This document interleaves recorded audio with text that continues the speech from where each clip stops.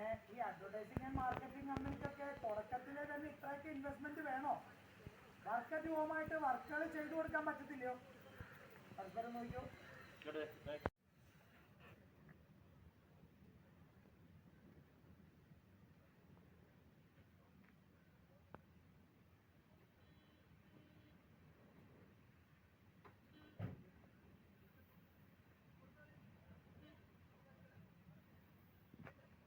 ആണ് ഇങ്ങനെ ഒരു വൈകാരിക വന്ന നിന്നോടൊരു സഹായം ചോദിച്ചാ നീ ചെയ്തു കൊടുക്കാതിരിക്കോ?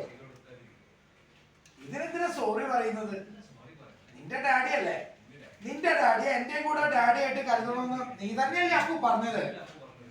എനിക്ക് തോന്നി നിനക്കത് ഫീൽ ചെയ്ത് കാണുമെന്ന്. അതുകൊണ്ടാ നീ ഒന്നും മിണ്ടാതെ പെട്ടെന്ന് ഇറങ്ങി പോന്നെന്ന് തോന്നി. ഏയ് അങ്ങനെയൊന്നും ഇല്ല. നീ ഡാഡിക്ക് വേണ്ടി ഇങ്ങനെയൊക്കെ ചെയ്തതിലും ഇത്രയും ദിവസം ഇവിടെ നിൽക്കാൻ തയ്യാറായതിലും ഒത്തിരി സന്തോഷമുണ്ട്. പക്ഷെ മതി.